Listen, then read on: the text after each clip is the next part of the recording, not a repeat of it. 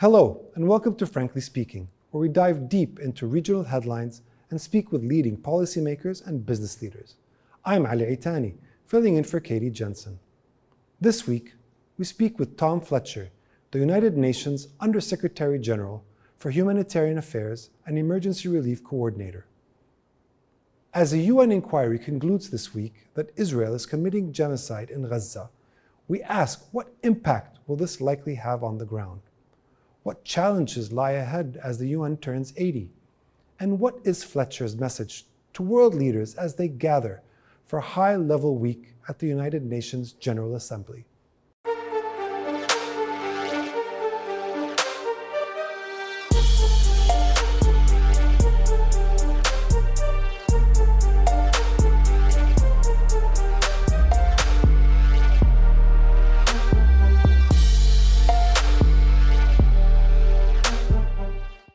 Welcome to the show, Under-Secretary General. Thank you for joining us. Thank you very much. A UN inquiry has accused Israel of genocide in Gaza, months after you said the same and faced criticism. Do you feel vindicated? So we're seeing every day the effects of massive displacement. We're seeing famine, and we're worried, of course, about famine spreading. We're seeing tens of thousands of deaths over these recent months, and no sign of this coming to an end. And so, of course, we will continue to call for a ceasefire. We will continue to call for full, unequivocal access so that we can stop that starvation and reach all those civilians inside Gaza. We're appalled by what we're seeing, and we need the world to stand up together and say enough. How hard is it, as a neutral humanitarian, to speak forcefully on Gaza without being dragged into political controversy? Of course, it's hard in Gaza as it is everywhere we work. And of course, people who don't like the fact that we bear witness, that we testify on what we see, of course, they will attack us and our work. But it's much easier doing my job than being a humanitarian worker in the field, literally under attack. Last year was the deadliest year to be a humanitarian worker. And of course, it's much easier than being a civilian under the bombs in these places we work. And it's their voices that we have to put at the heart of our response. Israel denies famine in Gaza, blaming Hamas for diverting aid. How can agencies navigate such contested humanitarian narratives? It's very tough, and we recognize that there will be a lot of disinformation out there, a lot of alternative narratives. All we can do is shine a light on what the needs are, on what we're doing in response. At the moment, a limited amount, because we're still being blocked from delivering at the scale which we can deliver. And all we can do is keep saying we have a plan. Let us get in 500, 600 trucks a day, open all the crossings, remove the bureaucratic obstacles, cease fire, allow us that access, the NGO access, the commercial access we need to reach all the civilians in Gaza.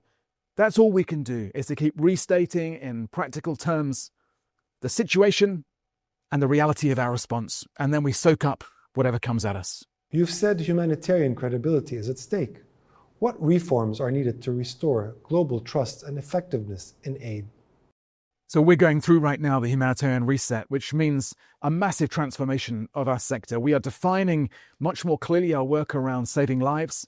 We are looking to save 114 million lives through a hyper-prioritized plan in the coming year. We are devolving power away from people like me in headquarters and towards the communities that we serve, because they know best what's needed to save lives at scale. And we are delivering in a much more efficient way, getting rid of the bureaucracy, the impediments, the layers, and making sure that we've got a single mission across the humanitarian community around that life-saving work. And alongside that, we won't retreat from defending our values and defending our people and defending those we serve. The Gaza Humanitarian Foundation faces criticism over aid delivery. After recent talks, will the UN partner with them? So we've been clear that we won't be working through the GHF mechanism. We know we can do this at scale. We have the trucks, we have the convoys, we have the community networks, we have the experience, the expertise from working around the world, including over many years in Gaza. And so our request to the Israeli authorities, to anyone with influence over them, is Let us in. Let us deliver. You've called this an age of impunity, with aid workers at risk. Is this the most dangerous time for them? So I fear that this may well be the most dangerous year in recorded history for aid workers. Last year was already the worst, and this one threatens to be even worse. It's brutal, and there's not enough accountability. No one is being held to account for what's happening to us. Where are these weapons coming from, which are killing our people and killing those that we serve? So we need more than just statements of concern. We need our work to be defended. And I'm in awe. I pay such tribute to our teams who are out there every day, right now, whether it's in Sudan, in Gaza, in Yemen, in Haiti, in Afghanistan, in the DRC. Our teams continue to go into danger towards the sound of gunfire in order to save lives, and they're the bravest of us. Visiting Gaza was traumatic, and you began therapy. What more can the UN do to support staff mental health? So I worry a lot about our staff who have lived through this conflict, particularly our national staff who've been there all the way through. I can see when I talk to them that many are themselves going very hungry, and I don't think there's anyone who has been touched by that crisis, but also so many other crises that we work in, who is not suffering and who does, they all need that support for their well-being, for their welfare. I think this is a crisis across the sector, to be honest, a mental health crisis, because we are overstretched, underfunded, and under attack. And we have to do more to get that support to our staff. This high-level week precedes the United Nations' 80th anniversary. Why is this moment especially consequential? This really is. I think this is the most consequential high-level week for a generation. And it begins now, in fact, even before it begins, with the Secretary General laying out an ambitious, bold reform plan, much bolder than people thought was possible. So he's leading us into this week with that ambitious agenda. And I hope we can show that we are reforming, we're regrouping, particularly bringing in the voices of those who miss out, lose out in this strongman, survival of the fittest world, but also that we're renewing, that we're imagining what we can be alongside defending what we do. I think this is the week that the UN and the multilateral system and global coexistence fight back. Syria's President al-Shara will attend the General Assembly. What discussions will the UN hold with his new leadership?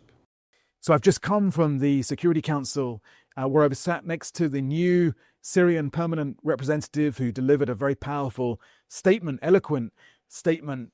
I think it's on all of us now to demonstrate a sustained, patient, ambitious commitment to Syria's development, long-term development, that we get behind Syrian leadership, that we help to move Syria from a position where it still needs humanitarian support to one where it is really leading its own recovery with that international backing.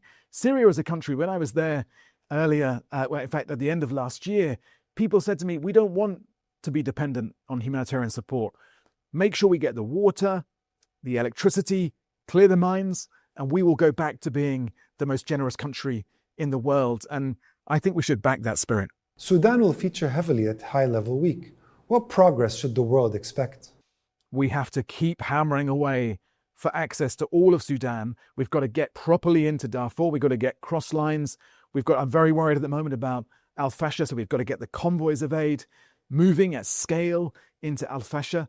Now there's this opening, the Quad, which is the US, Egypt, Saudi Arabia, and the UAE, have created an opening for potential progress. And we've got to push through that opening and make sure we're really surging humanitarian support, because Sudan is the big one. 30 million people need our help right now. You warned many want the UN weakened. Who is undermining it, and what dangers does this pose? So there's a danger, I think, that as we move further from the middle of the 20th century, in this period when 2 world wars had driven the diplomacy and the courage that created the United Nations, that built these values in order to avoid a recurrence of those wars. As we get further from that moment, people forget. They forget why these institutions were created. They forget the horror that you get if you leave polarization, extremism, radicalism, nationalism just to take root and to spread. And so we need that recommitment to these values of global coexistence and to the institution, which, of course, it's not perfect. I work in it. This can be even better. That's why the SG has set out the reform program. But it's still the best model we have for global coexistence. Critics say post-1945 powers still dominate the UN. How do you see this challenge? Well, those critics are right that actually many of those systems that were created in the 40s still exist today. There's clearly a need for the member states to get together and work out how to ensure the UN is genuinely representative, genuinely inclusive of all states, but I would also say that it's representing citizens as well. So it's why I talk about the need for renewal, for reimagination as well. And I hope that this week that will also be on the table. UN humanitarian appeals remain underfunded as needs grow. How sustainable is the system? Well, we're taking a battering right now, and we will fight for the system. We won't let this go easily. This is a hill we will die on, that we will defend at all costs. But as you say, we're massively underfunded. The appeals right now are only 19% funded. That's 19, not 90. And what that means is that hundreds of millions of people are not getting the life-saving support they need. And all we're asking, by the way, in order to save over 100 million lives, if we got just 1% of what the world currently spends on arms, on defense, then we could do it. So somewhere along the line, the priorities are out of place, and we've got to get those priorities back where they should be, and we've got to fund this effort. You say 29 billion, just 1% of global defense spending, could save 114 million lives. Has the UN done enough to confront powerful member states about this misalignment of priorities? We've got to keep trying. We've got to keep doing more. We've got to keep getting that message out there to the member states, as I do and others do in the Security Council, in our bilateral meetings. The SG bangs the table in support of humanitarian funding, but also through our communication with the public, because ultimately we need a movement out there to get behind us. If governments are turning inwards, are becoming less generous, ultimately we need citizens to demand that we're able to do this and we're supported to do this. You say we must renew the humanitarian mission with idealism and hope. What would that look like for Sudan and Gaza? It means an end to the wars which are creating such horror for civilians. It means surging humanitarian support. It means bringing people back dignity and agency to organize their own lives. And it means also thinking ahead and protecting civilians from the threats that lie ahead of us, especially climate crisis, the threats of inequality, the threats connected to rapid technological transformation. So it means reaching them now and meeting their needs, but also reaching future generations and making sure they are protected and able to lead the lives that we all want, lives of security, justice, and opportunity. I hear a desire for that everywhere I go. And we've got to get behind civilians looking to rebuild their lives in that way. Does the UN system offer any real deterrent today? Or is the Geneva Convention's framework now effectively symbolic? It's more than symbolic. This framework is the scaffolding that previous generations built around the world in order to prevent it from slipping back into polarization and ultimately conflict. And it was not built for the good times. It was built for precisely times like this, when it is under much greater pressure. That was the vision and the courage of those who wrote the founding charter and who built the UN. And we have to bring that same courage and show that we will defend these values as hard as they did. I don't think that those values are any less relevant today. I don't think the UN is any less relevant to people's lives today. And I hope that this high-level week will be the week that the UN fights back. As the world leaders gather for UNGA, what's your core message? Does the system need a wholesale reset?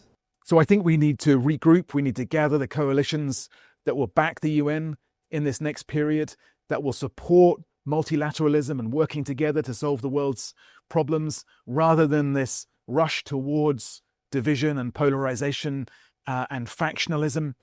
I think we have these two instincts as humanity to fight for resource or to collaborate for resource. And the UN is in that group that wants us to work together to meet the challenges we face and to build that system of global cooperation. And we need member states, everyone coming to New York right now, to show where they stand and to stand for coexistence, to stand for those without a voice, and to get to work, to roll up their sleeves to stop conflicts and save lives. Undersecretary, thank you so much for joining us. Thank you very much.